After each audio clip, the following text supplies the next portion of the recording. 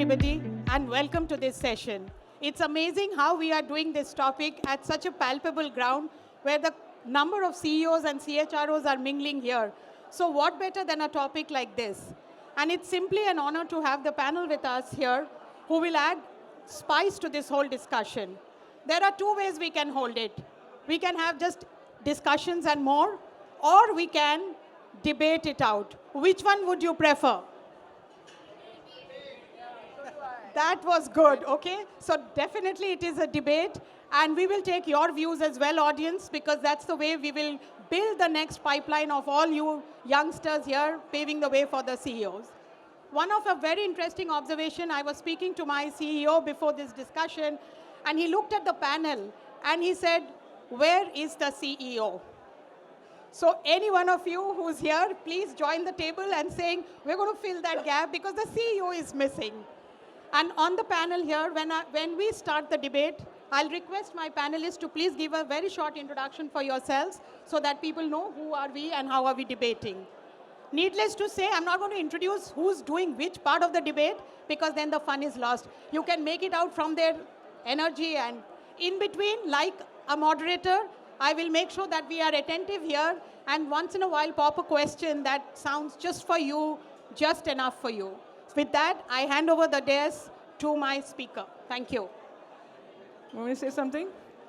Okay, my name is Anjali. I've been HR for like 30 plus years and aspiring to be a CEO. And I realized I cannot be a CEO. Tell you why? Tell. Yeah. Because, all my friends think that, a CHRO can become a CEO because we are so people-oriented and people is business, etc., etc. But as I became a CHRO, to my utter horror, I realized, a CEO's role is multidimensional. Yeah, we are people, but we have balance sheets, numbers, understanding business, understanding markets. How do you manage stakeholder? How do you manage board members? And there are like 5 or 6 other, dimensions. So why do you think that I could easily become? Do I know how to do a balance sheet? Do I know profit and loss? Do I understand operations? Do I understand business? So and all these answers were no, no, no, no, no. So how can I become a CEO? How can I aspire? Unless I spend the next 5 years or whatever time I have left in my career to learn these areas. And learn is not just, doing a learning program. I have to do a project. Because, the learning we know, right? You're a learning person, yes, 2010. 10% person is doing a learning. But I have to do a project in finance. I have to do a project in sales. I have to do a project in operations. So I have to do all the learning. So I don't know how I can become a CEO. I don't understand how HR can become, but y'all can if you start learning the different dimensions. Are you ready to learn? Thank you so much, Anjali. I guess the little cat is out of the bag because here is a CHRO almost there and voicing what can't make her the CEO. We have a very different point of view from another CHRO who strongly believes it can be done. Over to you. Hi, I'm SAMIK, and I've also been in HR for 30 plus years. I did a little bit of line for 6 months once upon a time, so I have the other perspective directly for a while as well. But let me start by actually supporting Anjali and saying that, if more CHROs wanted to be CEOs, because there are some who are there, starting with a very famous recent Leena Nair example, there are multiple ones. But then more people should have been here, right? Participating in this discussion and contributing to it. So the number of people here, I think one of the challenges is not enough people are feeling confident enough and aspiring to be CEOs, and maybe that's one of the challenges. But having said that, let me move to a slightly different perspective. So I have, 2 bosses in my current role. So the group HR director, Santrup Mishra, is my solid line boss. He incidentally manages 2-3 billion dollar global businesses for Aditya Birla Group, Birla Carbon and Birla Chemicals. So I have a live example of a CHRO who has very successfully over an extended period of time become a very successful CEO. Let's put our hands together. And by the way, he hasn't given up the CHRO portfolio, so his role is truly, truly multidimensional. And my other boss, who's the MD of Hindalco, Satish Pai. So he spent 27 years with Schlumberger before he joined Hindalco. He passed out of IIT Madras and then worked 27 years outside the country with Schlumberger before he joined. And when I talked to him about his career and his various experiences, so he did 4 years in HR. And he says that's the stint where he learned the most in terms of the stuff that helps him to be an effective CHRO. So you look at it from both angles. Here is a CEO, very successful CEO, who kind of believes that the CHROs do the stuff that CEOs really need to be focusing on. And here is a live example. Gautam Chainani, I see in the audience, he's worked with Dr. Mishra as well. And, you know, some of you may be knowing him, and a lot of I'm happy to see a lot of Hindalco colleagues here. I think they at least are all aspiring to be CEOs. So I'm looking forward to that.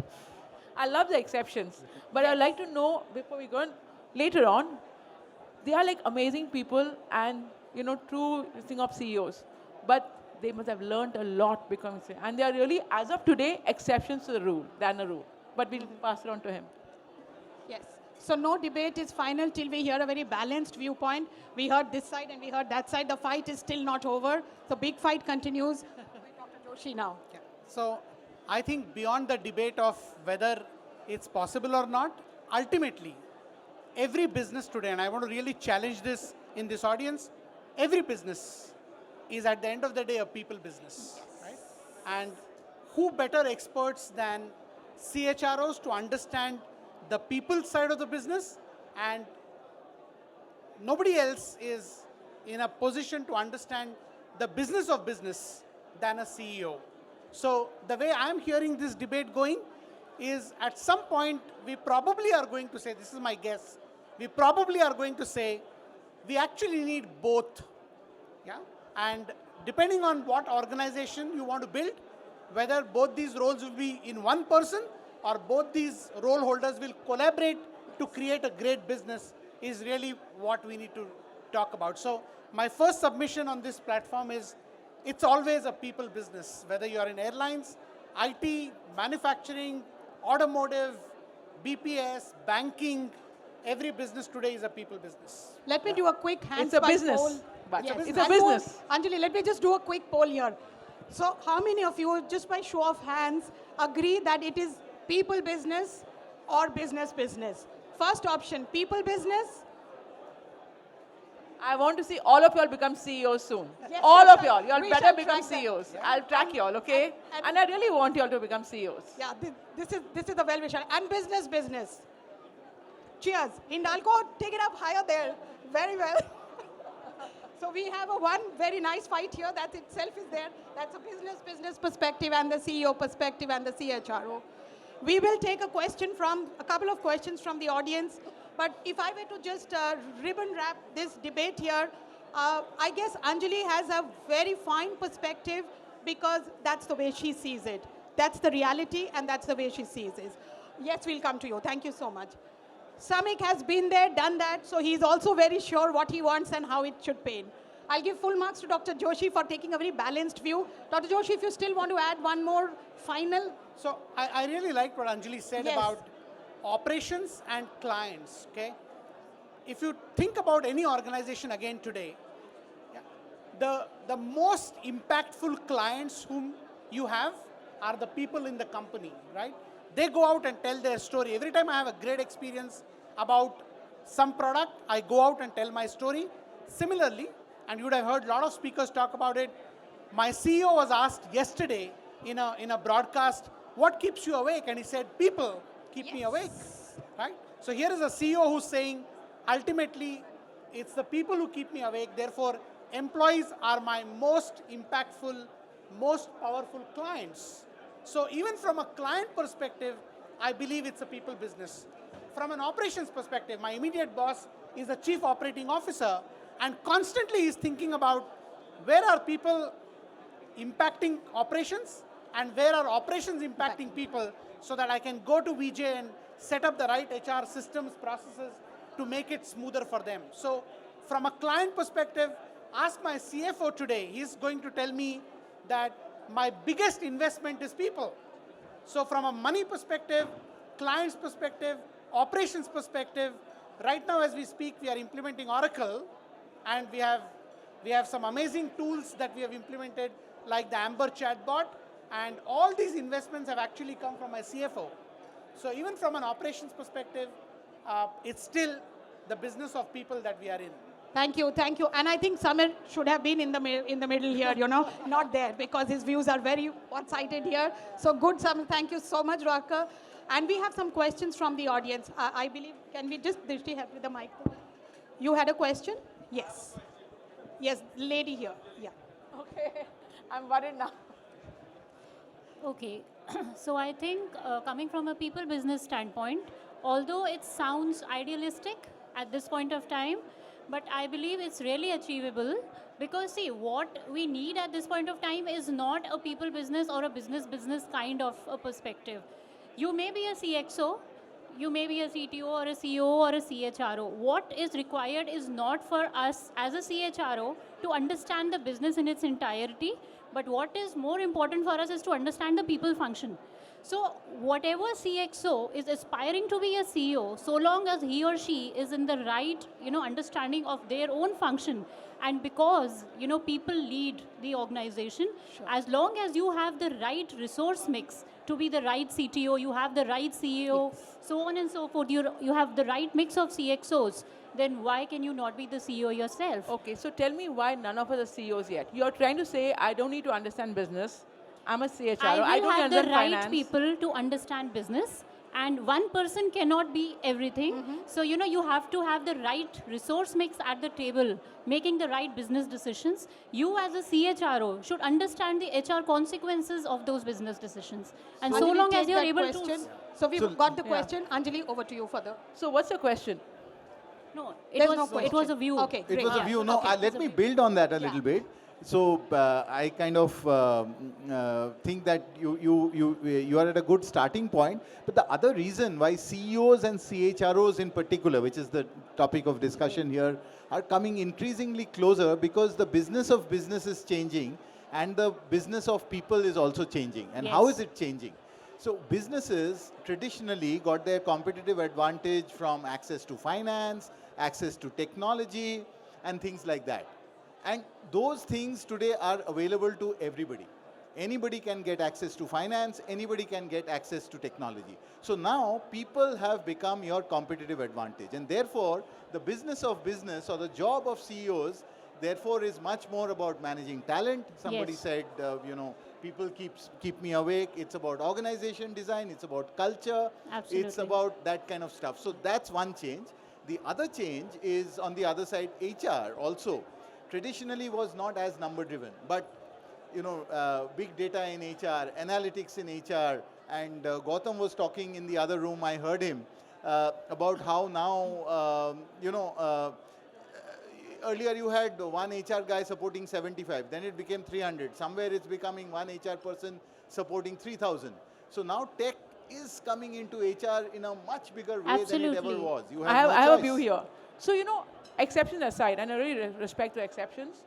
So today, it is a people business. But if you're saying as a CEO, finally you have to deliver numbers. We have to make profit. We are not in charity. Because if I don't make profit, then I have no business to be in the business, right? So 1 minute, if I make profit, I should at least understand how many of you all who are in HR have actually done a project in finance. How many of you all have gone and sold your products? You have to have an understanding, because tomorrow you're facing the board, right? At the board level, I've sat on the board meeting, they can be, scary, and they, you have to understand numbers, how numbers work, how business work, how market work. People, the CHRO are becoming closer. But my question is, are we becoming CEOs? Exceptions aside, they are brilliant. Are we becoming CEOs? Not yet. Because I see the gap in these skills, right? But I hope all of you will understand this and develop those gaps and become CEOs. Thank you, Anjali. There was so much of fervor and belief in that, and bless you for that. I hope many Acting well, of them okay? I'm acting well. turn up like I CEOs. just want to share a secret here, right? And this question is for Anjali. So I don't know whether you know, but Anjali is going to handle one of the most complex mergers and integration in aviation history, right? And Anjali, this question is for you, right? So you know and I know that aviation is all about people, right? It's not about integrating routes or aircrafts or oil is oil. The price of oil will continue to be the same. So I'm already looking at you as the de facto CEO. Thank you so much, Because Gautam. if for any reason the merger from a people side doesn't happen, you won't have an airline. No, I agree. It's very, very important. But today, as an airline, I have to deliver numbers, right? I have to manage whether the oil prices or the the aircraft leasing prices. At the end of the day, I have to manage numbers, right? And today, I'll tell you, I'm not there yet on numbers. I come from a business family, understand something, but to deliver the numbers is really scary, airlines. So I agree it's very close. And I'm hoping all these kids here, they start developing certain other skills apart from HR. And I want them to become CEOs, which I don't think I'll become, but that's okay, I'm fine. We are there, okay. Almost there. One more quick question for the audience here. Farah, please. Yes, just make it short for the sake of time. Quick. Yeah, Yes. sure. So here is the point. I think I'm going to talk about something totally different. We all had this debate of women having to get into corporate, have more of women and all that. And then there is this debate of leadership competencies. And then if you see the listed leadership competencies are predominantly male, right? And then we were saying women upskill, become more of them. And then now we are talking about we have to become much more inclusive. Now, if you're wondering why I'm talking about this, I think here there is a tone of the CEO being much in a higher order when compared to a CHRO. Like you rightly pointed out, Anjali, I think the CHRO definitely needs to have business understanding, needs to know numbers, so they are able to perform at the best. But then the CEO needs to necessarily have a lot of people experience too. Sure. Today, I think it's a large pie, but if you are a CEO, then that piece is a little more, but the people pie also exists. If we are in a people business, then that pie is more, but you have the other elements. I think somewhere it's like a T-shape. There is a generalist that's there, but there has to be a specialization in one particular area. Just a point of view that I want to share. We have one question there. Yes. Is it a question, observation, suggestion? Okay. So what would you say are the two most critical skill sets, if you had to pick, that a CHRO needs to have to be able to be a CEO? Me? I'll take up that question. Okay, because just before this session and because I saw no CEOs on the panel, I spoke to my CEO before coming here. And he very succinctly summed it up. His name is Mr. Kamal Datta, and he summed it up very beautifully for me in the 4 Ps. And he said, just let the audience know that the 4 Ps are people, profits, stroke pipeline. If there is no pipeline, there is no lifeline. And I love that, okay? She's on my side. Now she's on my side. The third thing is purpose. The theme of this session is, the whole theme of this session today is the whole landscape has changed. If we don't identify with the purpose of the organization, I don't think we are doing a fair job to ourselves in the first place. And the last, taking a cue from the question there, is partnerships. CHROs who work on alliances, mergers, partnerships, they taste the entire experiential learning of becoming a CHRO to a CEO. So honestly, 4 Ps packed up with a lot of learning, which is what happens on the way. Thank you for the question. One last question from the audience. Yes, please. Thank you. Sorry. Firstly, thank you. Hello, everyone. My question is, we are taking a very important topic, CHRO to CEO, etc. But the run-up to being a CHRO, right, and the run-up to actually developing business knowledge cannot be at a point when you're at the helm of affairs of a function. So if you have to grow from a manager to a business manager, senior manager, etc., how do you suggest that an organization actually inculcates this as a mandatory thing along the journey, then really at the tipping point? I'll just give it. Yes, please. Yeah. So I think, I don't want to simplify this, but in a very simplistic sense, time on calendar is important. Like Anjali said, I would really love to do in my career, one thing that I've really missed is a project in marketing. I'm learning marketing now as a CHRO. I wish I had learned the principles of marketing much earlier in my career. Some bit of finance I did because I'm a commerce graduate, but marketing and technology is something that I really missed. And I was wondering if I had an opportunity to do small stints in each of these functions by carving out time from my calendar on HR operational issues, I would have actually been a much, much more effective CHRO. So I think the answer is time and therefore the investment in learning. Yeah. And I'll add on to what he's saying, it cannot be organized and mandated. It should be your ambition. You have to go ask for it. You take out time. Organizing mandate, that is that much. Your ambition counts here. If you have an ambition to stretch your time, learn more and do additional projects over and above your current job, then it's done. Samar, we'd like to hear from you as well. Yeah, so I guess just to build on what they just said, the way, at least in my career, I've been able to do it or tried to do it, is actually be out there, be there with the people. You can learn about everything, whether it's finance, I know every city of India, a lot of streets, people get surprised. Why? Because I used to understand the day in a life of our salespeople when I was in Pepsi. And just doing that has taught me so much about, it's one thing to be in a corporate boardroom or actually do a project and work on something. But there are, being out there on the factory shop floor, on the streets or wherever your business is a great way to start early. One quick thought here. What is the theme of this People Matters conference here? Hashtag fresh eyes, okay? So start looking at it like that. These are glass houses we need to break ourselves. And I'm so glad that this topic came up because this is the future lying. If we still have that old mindset saying, no, we can't, no. Look at role models who have made it. We have here on the panel itself who shared from their own organization. Dr. Santrip Mishra is a great example of how from a core HR to a CEO of a very manufacturing setup called Build a Carbon. So one, hashtag, just do that, follow that. The second very key thing is post the pandemic, our requirements have changed. Honestly, people quality of empathy, quality of understanding, quality of keeping business, of course, there, but looking at things with a little dew-eyed and soft-eyed and a hand soft touch there is what matters. Wish you loads of luck, everybody here, all aspiring CHROs Become CEOs. to become the CEOs. Thank you, the best. People Matters, for All that the best. presentation. Thank you.